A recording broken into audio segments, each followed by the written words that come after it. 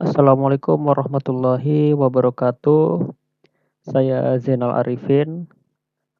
Di sini saya akan mempresentasikan sebuah jurnal tentang sistem pakar yang berkaitan dengan artificial intelligence atau disingkat AI dengan judul Sistem Pakar untuk Diagnosa Penyakit Kejiwaan dengan menggunakan metode teorema Bayes.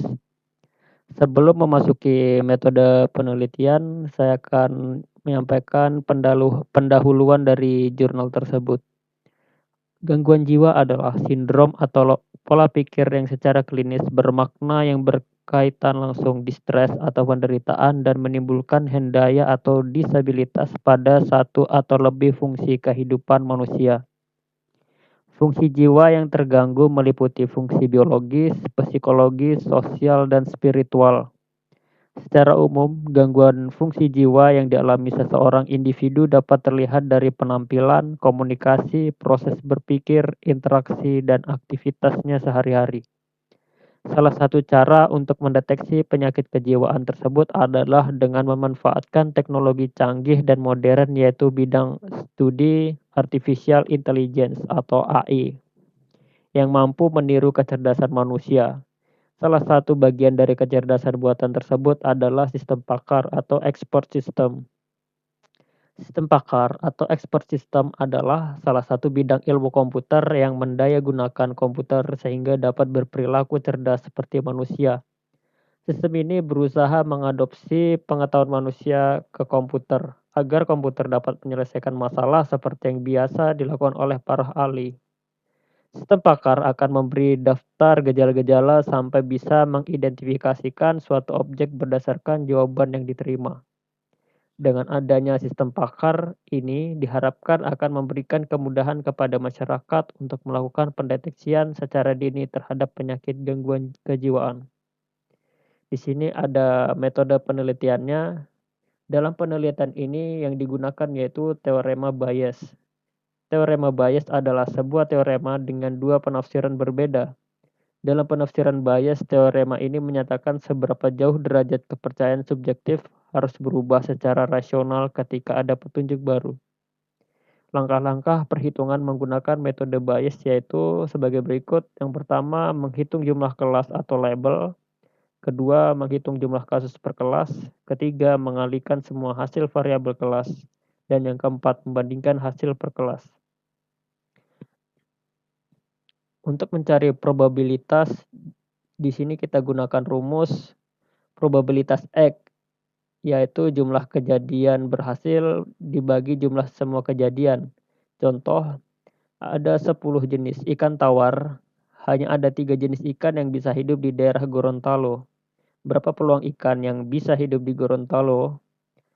Di sini probabilitas Gorontalo yaitu 3/10, jadi hasilnya 0,3.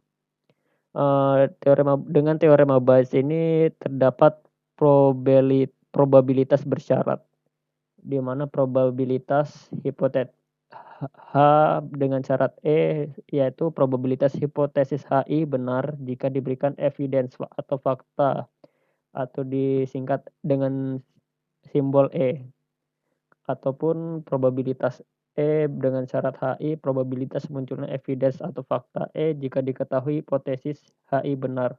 Dan selanjutnya seperti Anda bisa lihat di sini. Dan di sini N yaitu jumlah hipotesis yang mungkin terjadi. Setelah selesai melakukan perhitungan atau uji coba hipotesis, maka akan mendapatkan satu atau lebih evidence atau fakta baru. Maka dengan ini, dengan simbol E kecil yaitu evidence lama dan E besar yaitu evidence atau observasi baru. Di sini memunculkan probabilitas baru yaitu H dengan syarat E besar dan E kecil. Probabilitas hipotesis H benar jika muncul evidence baru dari evidence lama. Dan seterusnya begitu bisa dilihat di sini. Di sini ada tahapan di dalam melakukan metode penelitian ini, yaitu sebagai berikut. Yang pertama, perencanaan atau sistem planning. Lebih menekankan kepada aspek studi kelayakan pengembangan sistem. Adapun aktivitas-aktivitas yang dilakukan pada tahapan ini adalah yang pertama kick off meeting atau pertemuan awal. Pertemuan awal antara tim pengembangan dengan dokter spesialis jiwa guna menyepakati tentang aturan main yang harus dijalankan oleh kedua belah pihak. Yang kedua, melakukan proses identifikasi terhadap permasalahan yang bisa diselesaikan melalui pengembangan sistem. Yang ketiga, menentukan prioritas teknologi dan pemilihan aplikasi. Kedua, ada analisis sistem. Pada tahap ini, aktivitas yang dilakukan adalah sebagai berikut. A. Melakukan pengambilan data-data mentah untuk bahan analisis. Kedua, mengumpulkan studi-studi literatur sebagai referensi penyelesaian masalah. C. Mengklasifikasi masalah, peluang, serta solusi yang mungkin bisa diterapkan pada kasus ini. D. Melakukan analisa kebutuhan dan membuat batasan sistem. E. Mendefinisikan kebutuhan sistem. Yang ketiga, ada perancangan sistem atau sistem desain. Pada tahap ini, sistem mulai dirancang secara detail dengan melakukan pemodelan terhadap sistem yang akan dirancang. Pada tahap ini, aktivitas yang dilakukan adalah pertama, merancang output dari sistem, kedua, merancang database sistem, ketiga, merancang interface dari sistem, dan terakhir, perancangan pengaturan hak akses pengguna sistem. Keempat, ada implementasi sistem. Pada tahap ini, hasil dari tahap perancangan akan coba direalisasikan dalam bentuk pembuatan sistem secara nyata. Adapun aktivitas yang dilakukan pada tahapan ini adalah A. Pembuatan output sistem sesuai perencanaan. B. Pembuatan database sesuai konsep. C. Pembuatan tampilan aplikasi sesuai keinginan pengguna. D. Pembuatan logik daripada pengaturan hak akses user. E. Pengujian sistem. Di sini ada menampilkan tabel ya. Pertama di sini ada tabel penyakit, tabel jenis-jenis penyakit untuk mendaftarkan jenis-jenis penyakit jiwa dan memberikan kode terhadap jenis penyakit tersebut seperti tabel 1 ini. Bisa dilihat contoh tabelnya. Kemudian yang kedua ada tabel gejala, yaitu membuat tabel gejala untuk mengelis data-data gejala penyakit jiwa dan memberi kode terhadap gejala-gejala tersebut.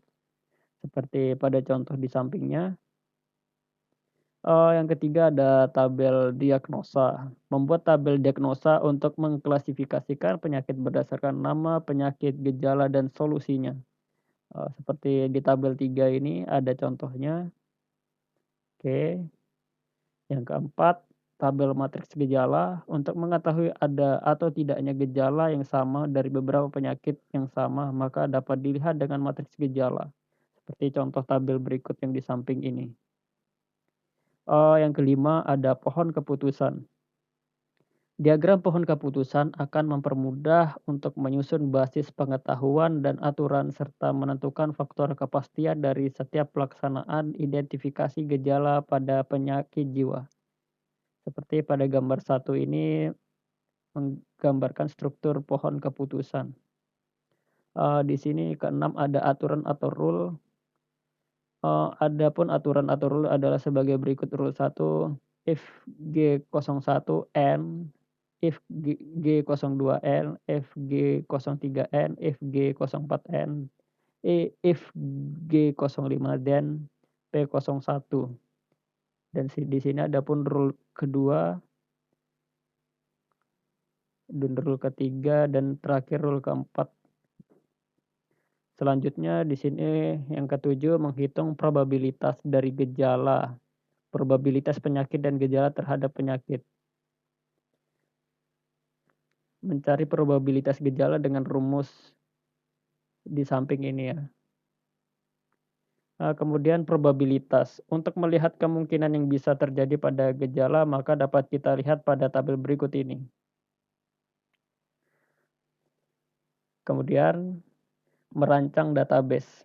Rancangan tabel ini pemaparan dari field-field yang ada pada entity relationship diagram adalah sebagai berikut.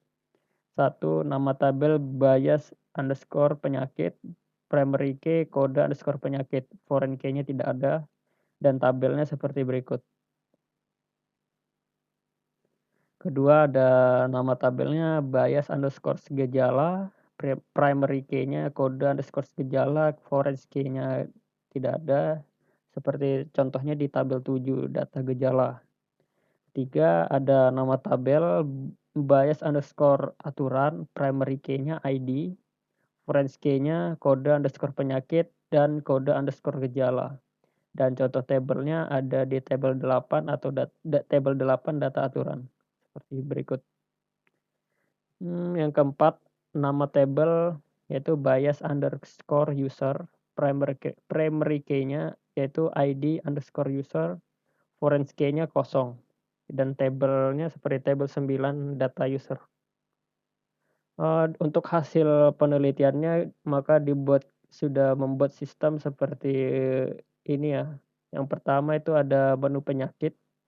Pada form ini kita dapat melihat daftar list penyakit untuk menambahkan data penyakit yang baru.